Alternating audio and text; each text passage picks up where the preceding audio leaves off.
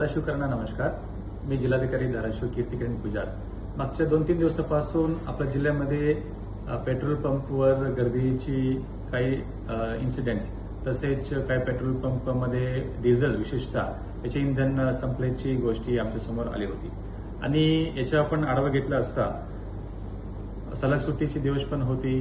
त्याच्यानंतर काही अफवामुळे पेट्रोल पंपवर गर्दीचे प्रमाण पण वाढले आणि जेणेकरून मागच्या वर्षी याच महिन्याला तुलनेत यावर्षी 1.5 पटीने गर्दी पेट्रोल पंपवर वाढले गेली होती आणि या पार्श्वभूमीवर आम्ही सर्व पेट्रोल कंपनीजची सेल्स ऑफिसर्सची आणि त्यांच्या प्रतिनिधीची पण बैठक घेतली आणि त्याच्यामध्ये आपण त्यांना सूचना दिलेली आहे की या वाढलेली डिमांडमुळे त्याच्या अनुषंगाने त्यांनी सप्लाय पण सुरळीतपणे मेंटेन करावी.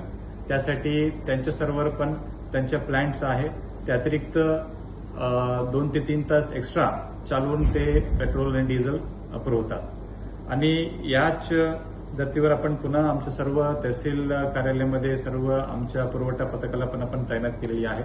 सर्व पेट्रोल पंपवर आपण आमच्या पुरवठा पथकाला तपासणीसाठी आपण रेग्युलरली पाठवत आहोत आणि याबरोबरच आपण सर्व तहसीलदार आणि पुरवठा पथकाला निर्देश दिलेले आहे की जर कुठेतरी अनधिकृत साठेबाजी आढळून आला, गैरप्रकारची गोष्टी आढळून आला, त्याच्यावर पेट्रोल अधिनियम 2002 तसेच जीवनावश्यक वस्तू अधिनियम 1955 या अधिनियमची तरतुदीच्या अनुषंगाने दंडात्मक कारवाई करण्याची पण आपण निर्देश दिलेले आहे.